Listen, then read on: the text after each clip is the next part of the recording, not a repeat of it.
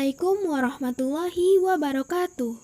Pada video kali ini kita akan membahas mengenai bab 5 penutup. Yang pertama yaitu kesimpulan. 1. Penelitian eksperimen. Judul skripsinya yaitu pengaruh penggunaan teknik mind mapping terhadap motivasi belajar IPS siswa kelas 4 SD Negeri 1 Serandakan, Bantul, tahun ajaran 2014-2015. Tujuan penelitian yang pertama yaitu manfaat praktis, mengembangkan teknik pembelajaran yang menyenangkan dan kreatif, memperkuat teori bahwa teknik mind mapping berpengaruh terhadap motivasi belajar IPS siswa tentang materi masalah sosial. Yang kedua yaitu manfaat teoritis. Bagi pihak sekolah, dapat memberikan sumbangan yang baik bagi sekolah dalam rangka perbaikan proses pembelajaran sehingga dapat meningkatkan kualitas pendidikan baik secara khusus pada kelas yang diteliti maupun secara umum. Yang kedua bagi guru, hasil penelitian ini sebagai bahan masukan agar selalu memperhatikan motivasi belajar siswa, menambah pengetahuan tentang manfaat teknik mind mapping, dan memotivasi untuk menerapkan teknik pembelajaran yang lebih bervariasi sehingga materi pembelajaran akan lebih menarik. Bagi peneliti lain, untuk mencari inovasi pembelajaran yang diperlukan bagi perbaikan kualitas pembelajaran IPS. Sedangkan bagi siswa, penelitian ini dapat digunakan sebagai salah satu cara menumbuhkan motivasi belajar khususnya pada mata pelajaran IPS. Kesimpulan, penggunaan teknik mind mapping berpengaruh terhadap motivasi belajar IPS siswa kelas 4 SD Negeri 1 Serandakan, Bantul, tahun ajaran 2014-2015. Hal ini terlihat dari besarnya skor rata-rata skala motivasi belajar pada kondisi akhir kelas eksperimen lebih besar dibanding kelas kontrol. Pada kondisi akhir, skor rata-rata di kelas eksperimen yaitu 92,03 dengan kategori tinggi, sedangkan skor rata-rata di kelas kontrol yaitu 83,06 dengan kategori sedang. Penelitian deskriptif. Judul penelitiannya yaitu hubungan motivasi belajar dan perhatian orang tua dengan kesiapan belajar siswa kelas 5 SDN di Gugus 2 Kecamatan Galur, Kulon Progo. Tujuan penelitian yang pertama bagi sekolah, mengetahui seberapa tinggi motivasi perhatian orang tua dan kesiapan belajar siswa kelas 5 SD Negeri di Gugus 2 Kecamatan Galur, sehingga sekolah dapat mengambil tindakan yang tepat. Yang kedua bagi peneliti dapat membuktikan kebenaran teori, sedangkan bagi guru mengetahui beberapa tinggi motivasi perhatian orang tua dan kesiapan belajar siswa kelas 5 SD Negeri di Gugus 2 Kecamatan Galur, sehingga guru dapat mengambil tindakan yang tepat. Kesimpulan, yang pertama yaitu terdapat hubungan yang positif antara motivasi belajar dengan kesiapan belajar siswa kelas 5 SD di Gugus 2 Kecamatan Galur dengan tingkat hubungan kuat. Hal ini dapat diartikan bahwa semakin meningkatnya motivasi belajar, maka secara langsung akan diikuti dengan peningkatan kesiapan belajar siswa. Selanjutnya yaitu terdapat hubungan yang positif antara perhatian orang tua dengan kesiapan belajar siswa kelas 4 SD di Gugus 2 Kecamatan Galur dengan tingkat hubungan sedang.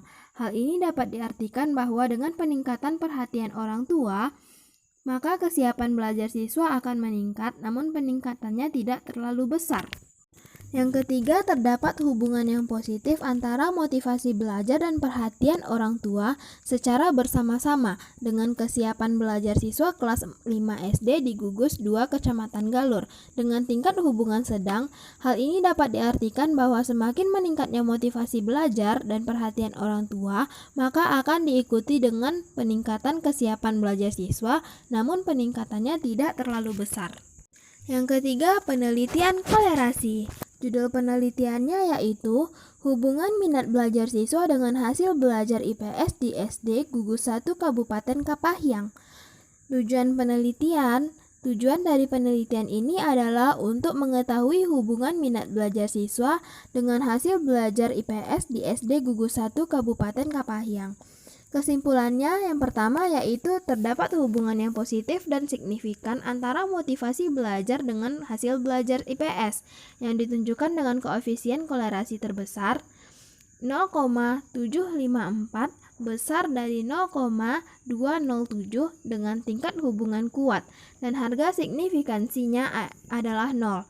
0,00 kecil dari 0,05 yang berarti terdapat pengaruh yang signifikan antara motivasi belajar terhadap hasil belajar IPS, sedangkan analisis koefisien determinasi didapatkan hasil sebesar 56,8%, sehingga motivasi belajar berpengaruh sebanyak 56,8% terhadap peningkatan hasil belajar ilmu pengetahuan sosial pada siswa kelas 4 SDN di Gugus Dr. Sutomo Belado Batang. Yang kedua yaitu siswa kelas 4 SDN di Gugus Dr. Sutomo Belado Batang memiliki rata skor motivasi belajar yaitu sebesar 82,53763. Adapun yang berada dalam kategori sangat baik yaitu sebesar 63,4%. Hal ini berarti sebesar 59 siswa selalu mempunyai hasrat dan keinginan berhasil, selalu mempunyai dorongan dan kebutuhan dalam belajar, selalu mempunyai harapan dan cita-cita masa depan. Yang ketiga, siswa kelas 4 SDN di Gugus Dr. Sutomo Belado Batang memiliki rata nilai hasil belajar ilmu pengetahuan sosial yaitu 88,86022. Adapun yang berada dalam kategori sangat baik yaitu sebesar 82,8%. Dalam hal ini berarti sebesar 82,8% atau 77 siswa mampu menguasai 86-100% materi pada mata pelajaran ilmu pengetahuan sosial. Yang keempat yaitu penelitian R dan D.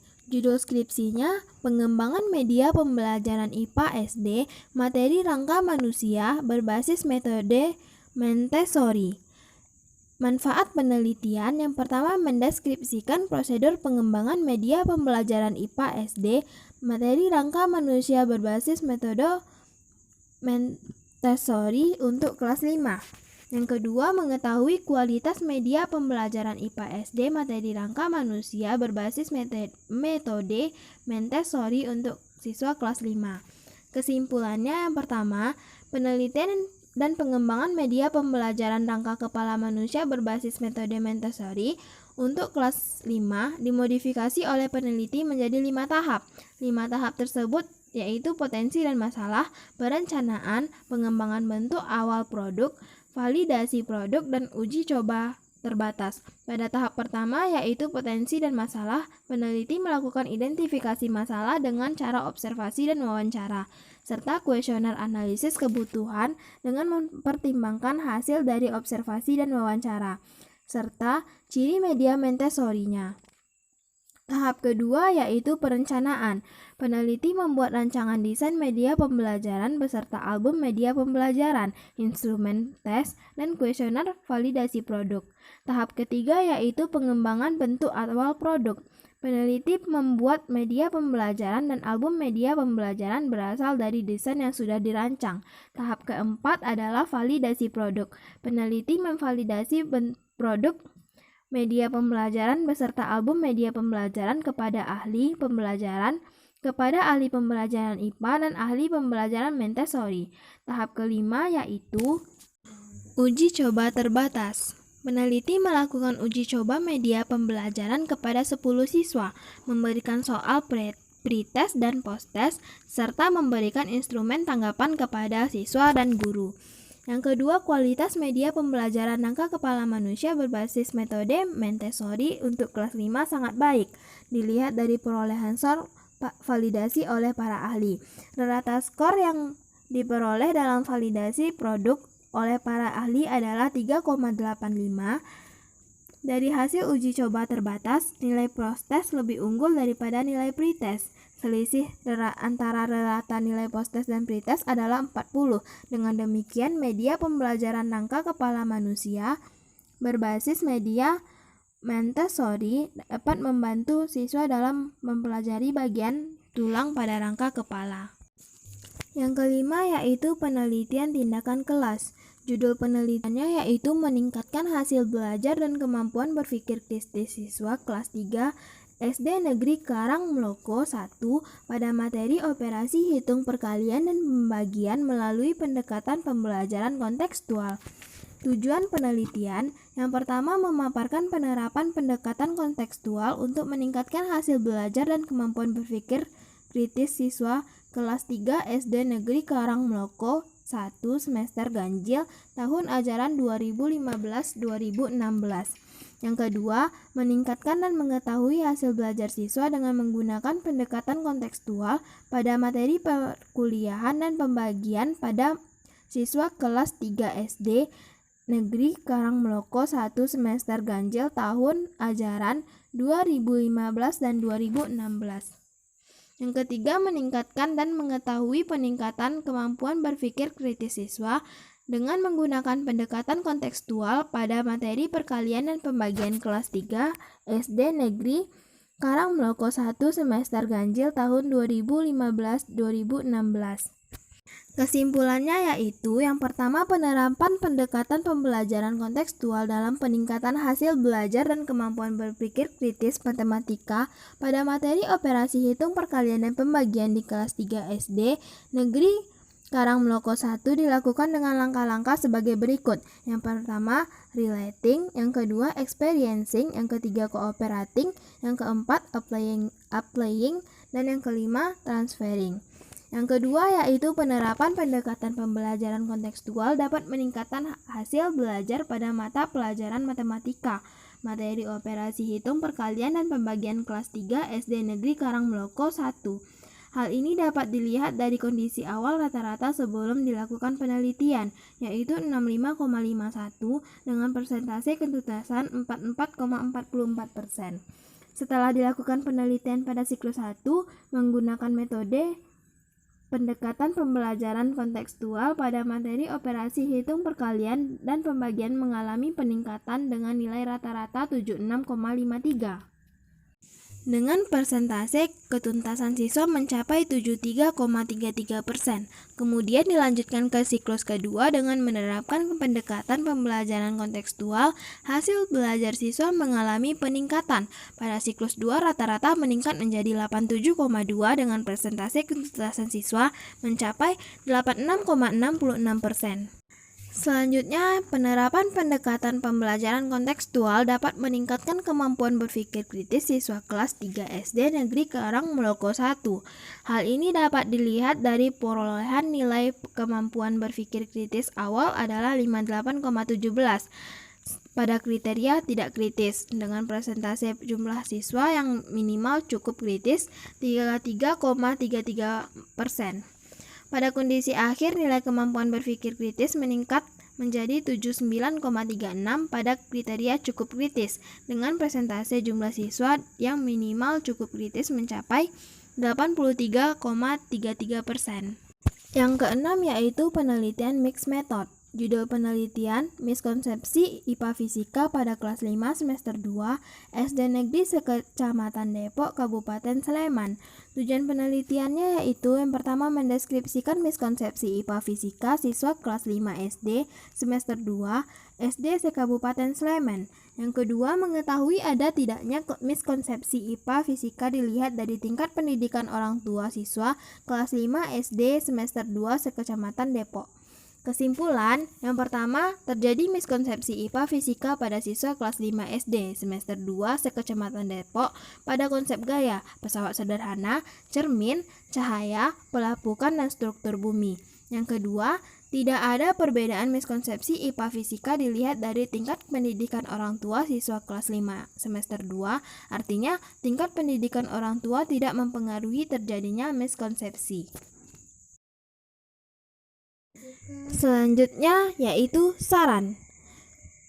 Yang pertama, penelitian eksperimen. Judul skripsinya, pengaruh penggunaan teknik mind map terhadap motivasi belajar IPS siswa kelas 4 SD Negeri 1 Serandakal, Bantul tahun ajaran 2014-2015.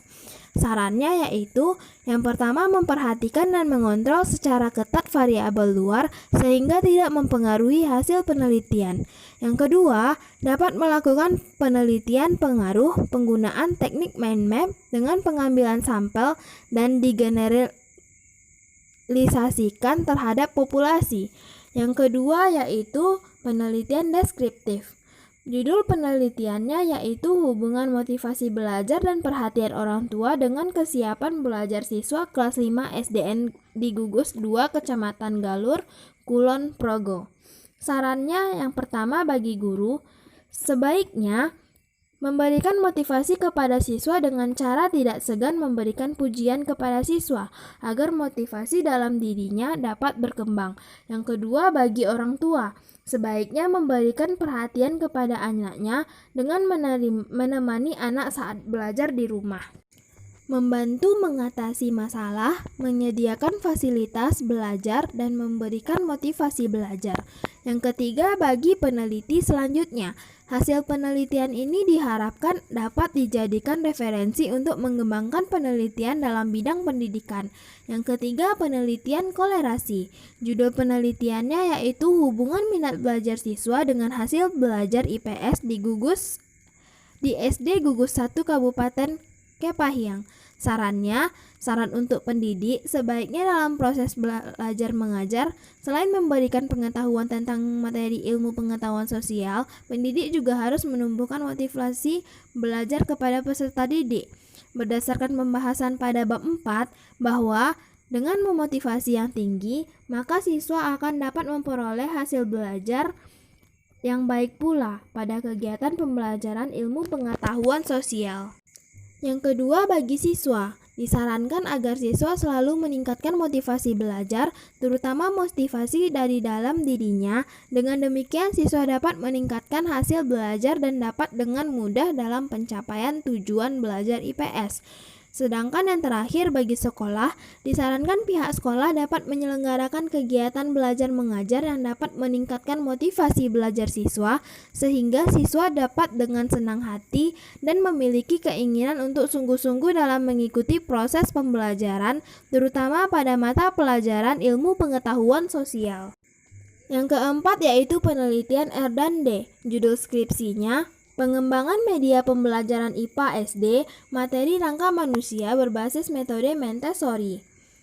Sarannya, perlu disiapkan dana lebih dalam penelitian selanjutnya dalam berjaga-jaga apabila media pembelajaran rusak pada saat uji coba terbatas serta untuk mendapatkan bahan yang maksimal. Yang kedua, perlu koordinasi lebih antara peneliti dan tukang kayu dan pengecekan secara rutin oleh peneliti dalam pembuatan produk. Yang ketiga, lebih memperhatikan dalam pemilihan kertas sebelum melakukan pencetakan. Yang keempat, perlu mempertimbangkan dalam pemilihan jumlah siswa serta jumlah media pembelajaran yang digunakan dalam uji coba terbatas. Yang kelima yaitu penelitian tindakan kelas. Judul penelitiannya adalah peningkatan hasil belajar dan kemampuan berpikir kritis siswa kelas 3 SD Negeri Karangmloko 1 pada materi operasi hitung perkalian dan pembagian melalui pendekatan pembelajaran kontekstual. Sarannya yaitu, ketika melakukan penelitian, sebaiknya peneliti harus bisa memanajemen waktu agar penelitian tersebut dapat dilaksanakan dengan maksimal. Yang kedua, pemberian motivasi kepada siswa harus ditingkatkan agar menjadikan siswa semangat dan antusias dalam mengikuti pelajaran. Yang terakhir yaitu penelitian mixed method. Judul penelitiannya Miskonsepsi IPA Fisika pada kelas 5 semester 2 SD Negeri Sekecamatan Depok Kabupaten Sleman. Sarannya yaitu peneliti selanjutnya akan lebih baik jika tidak hanya mendeskripsikan profil miskonsepsi yang terjadi, tetapi juga mencari penyebab terjadinya miskonsepsi. Yang kedua, peneliti selanjutnya dalam membuat instrumen tes tertulis disertai alasan siswa dalam menjawab supaya memperoleh data untuk mendeteksi miskonsepsi lebih detail dan lengkap.